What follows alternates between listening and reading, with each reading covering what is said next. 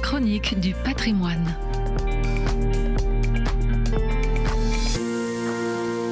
Le Musée des beaux-arts de Tourcoing, le MUBA, met à nouveau Eugène Leroy à l'honneur jusqu'au 5 avril 2026.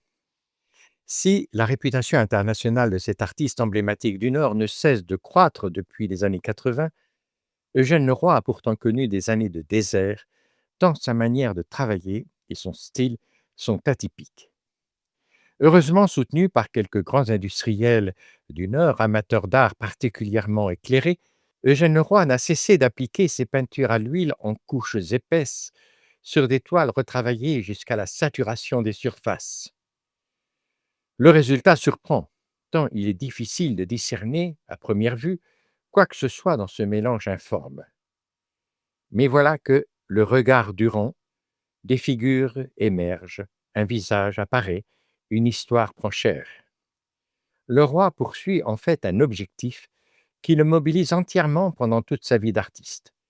Non pas partir d'un thème qui serait représenté dans le tableau, mais bien donner à la peinture elle-même la capacité d'exprimer quelque chose surgissant de sa matérialité stricte.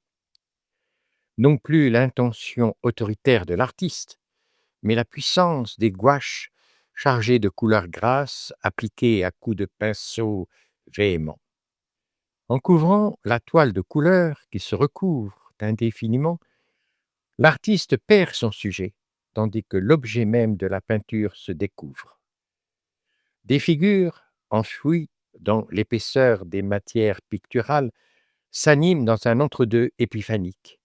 Ce n'est plus l'informe du tohu-bohu initial, ce n'est pas encore la clarté de la pleine manifestation. À la manière des contre-jours de Rembrandt, une lumière se déploie qui provient non plus de l'extérieur, mais bien de l'intériorité matérielle. Écoutons Eugène Leroy parler de sa peinture. La matière n'existe pas si elle n'est pas imprégnée de lumière. Je voudrais faire un tableau qui ait sa propre lumière sourde à lui.